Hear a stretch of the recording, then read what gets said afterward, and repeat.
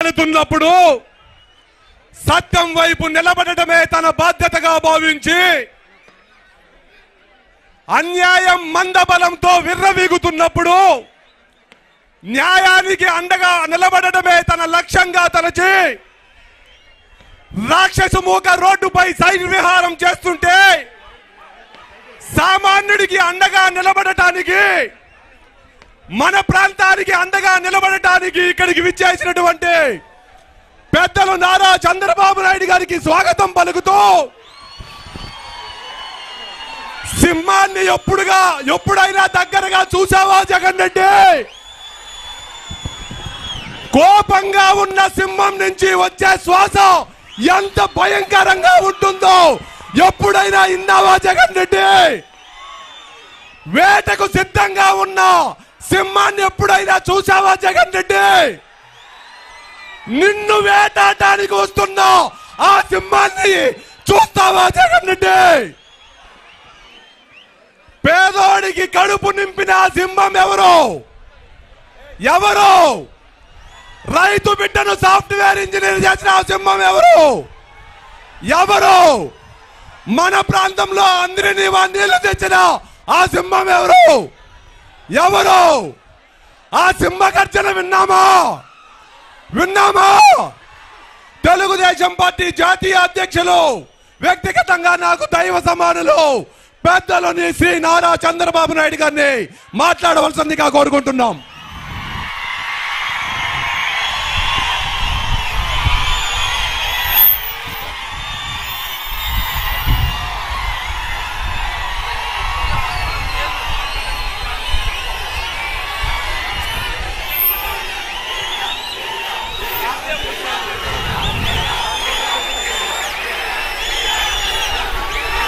ఈరోజు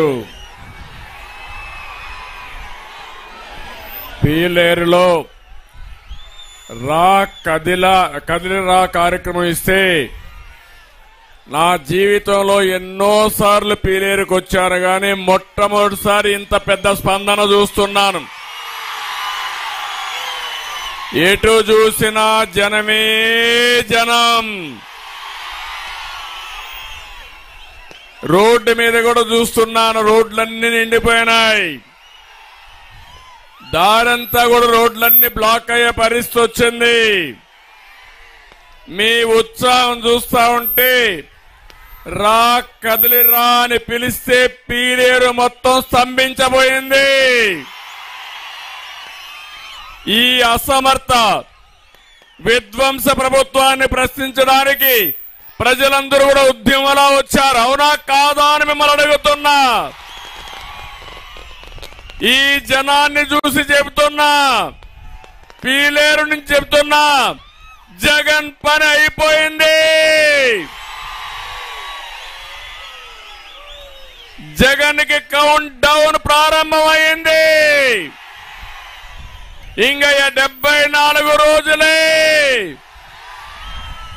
మీరు చేసిన అరాచకాలు, మీరు చేసిన విధ్వంసాలు ఇవన్నీ కూడా ప్రజా కోర్టులో మిమ్మల్ని శిక్షించే సమయం దగ్గర పడిందని చెప్పి మరొకసారి మీకు తెలియజేస్తున్నా. తమిళలో నిన్నటి వరకు 4 సంవత్సరాల 9 నెలలు జనవరికి రాలేదు జగన్. ఇప్పుడు ఎన్నికలు వస్తున్నాయి. ఎన్నికల సమయంలో మాట్లాడుతున్నాడు, సిద్ధమని మీటింగ్లు పెడతాడంట. నేను అడుగుతున్నా, ఆయన ప్రచార సభలకు సిద్ధమైతే అవినీతి డబ్బులుందని ఎక్కడికక్కడ పెద్ద పెద్ద హోర్డింగ్లు పెడుతున్నాడు. 5 సంవత్సరాలు ప్రతిపక్షాలు ఎక్కడున్నా ఒక కటౌట్ పెట్టాలన్నా, ఒక హోర్డింగ్ పెట్టాలన్నా పూర్తిగా అడ్డం పడి ఇష్టానుసారంగా చేసిన ఈ జగన్ ఇప్పుడు ప్రచారానికి సిద్ధం అంటున్నారు. మిమ్మల్ని అడుగుతున్నా, మీరు సిద్ధమవునా కాదా అని మిమ్మల్ని అడుగుతున్నా. మనం చేయాల్సింది, అయ్యా జగన్ రెడ్డి, నీకు అభ్యర్థులు కూడా దొరకడం లేదు. నువ్వు అభ్యర్థుల పేరు చెప్తే వాళ్ళు పారిపోయే పరిస్థితికి వచ్చారు. ఈరోజు ఈ సభ నుంచి చెప్తున్నా, నువ్వు గాని మీ పార్టీ గాని ఎన్నికలకు సిద్ధమని మీరు మాట్లాడితే మిమ్మల్ని ఓడించడానికి ప్రజలు సిద్ధం. అవునా కాదా? ఊరూరా మీరందరూ సిద్ధపడాలి.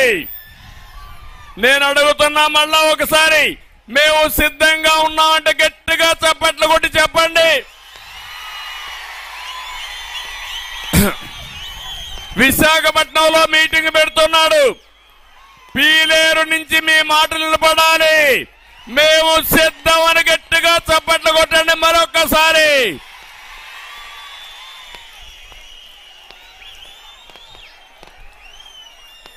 మిమ్మల్ని ఇంటికి పంపడానికి అన్నదాతలు సిద్ధం.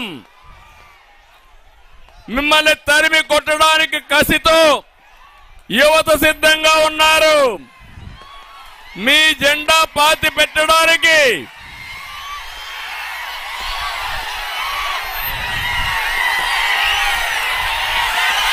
మీ తమ్ముళ్ళు యువత ఓపిక ఉండాలి. మీరంతా వచ్చేయండి. మీరంతా రండి.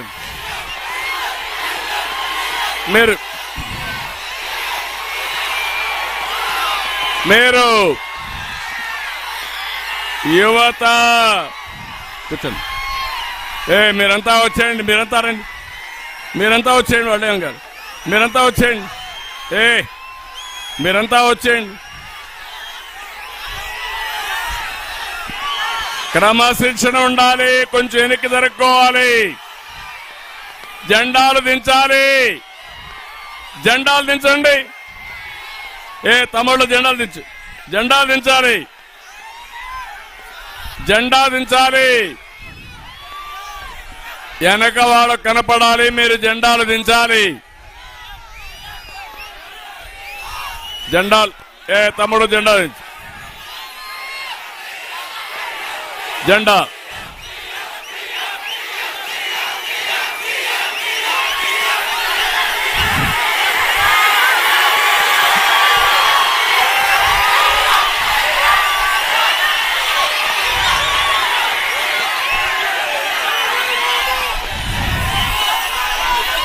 నేను తమ్ముళ్ళు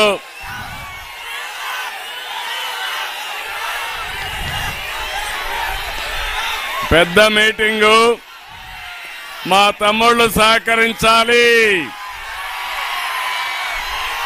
మీరు సహకరించకపోతే మనం మాట్లాడలేము. అందుకే నేను మిమ్మల్ని అందరిని అడుగుతున్నా, క్రమశిక్షణ కలిగిన పార్టీ తెలుగుదేశం జనసేన. ఇది మన మీటింగు. ఈ కసి రేపు వైఎస్ఆర్ కాంగ్రెస్ పైన చూపించాలి, జగన్ పైన చూపించాలి. దానికి సిద్ధమా మీరు? సిద్ధమా మీరు? అందుకే నేను అడుగుతున్నా,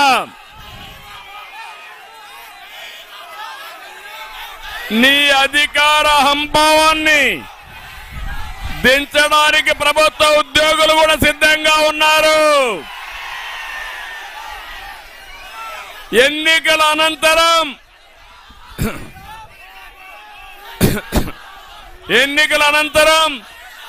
వైఎస్ఆర్ కాంగ్రెస్ జెండా పీకేయడం ఖాయం. అవునా కాదా? వైఎస్ఆర్ పార్టీ అవసరమా తమ్ముళ్ళు అని మిమ్మల్ని అడుగుతున్నా. ఈ రాష్ట్రాన్ని నాశనం చేసిన పార్టీ మనకు అవసరమా అని మిమ్మల్ని అడుగుతున్నా.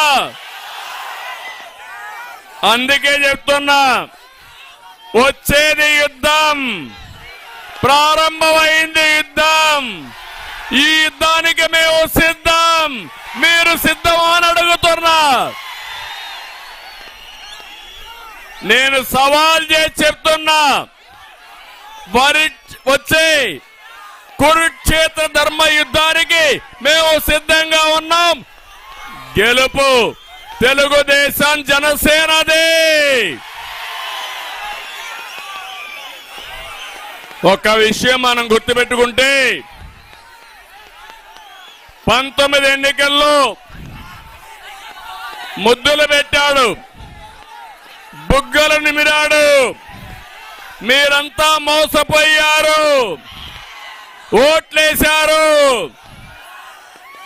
నేను అడుగుతున్నా, ఈ ప్రాంతానికి ఒక్క పని చేశాడా అని అడుగుతున్నా మిమ్మల్ని. ఎక్కడైనా అభివృద్ధి అయిందా అని అడుగుతున్నా మిమ్మల్ని. ఒక్క అభివృద్ధి కార్యక్రమం చేయలే, ఒక్క ప్రాజెక్టు పూర్తి చేయలేదు, ఒక్క పరిశ్రమ తేలేదు. సీమ రైతుకి నీళ్లు ఇవ్వాలని రాత్రింబగళ్ళు పనిచేశాను. ఆ రోజు ఒకటే ఆలోచించాను, నేను కూడా రాయలసీమ బిడ్డనే, ఇదే జిల్లాలో పుట్టారు, అవునా కాదా? నాలో ఉండేది కూడా రాయలసీమ రక్తమే. అందుకని ఈ రాయలసీమని రతనాల సీమ చేయాలంటే నీళ్లు కావాలని ఆలోచించాను. 5 సంవత్సరాల్లో 12,500 కోట్ల రూపాయలు రాయలసీమకు పెట్టిన పార్టీ తెలుగుదేశం పార్టీ. జగన్ ఏం పొడిచాడో చెప్పగలుగుతారా వైఎస్ఆర్ కాంగ్రెస్ నాయకులు? హంద్రీ నీవా మీద 4,200 కోట్లు ఖర్చు పెట్టాం. ఈ సైకో జగన్ ఒక్క పైసా పెట్టాడా తమ్ముళ్ళు అని అడుగుతున్నా. పీలేరుకు నీళ్లు వచ్చాయని అడుగుతున్నా, పుంగుదూరుకు నీళ్లు వచ్చాయని అడుగుతున్నా. దుర్మార్గమైన రాజకీయం చేస్తూ ఇష్టానుసారంగా వీళ్ళు ముందుకు పోయే పరిస్థితి వచ్చారు.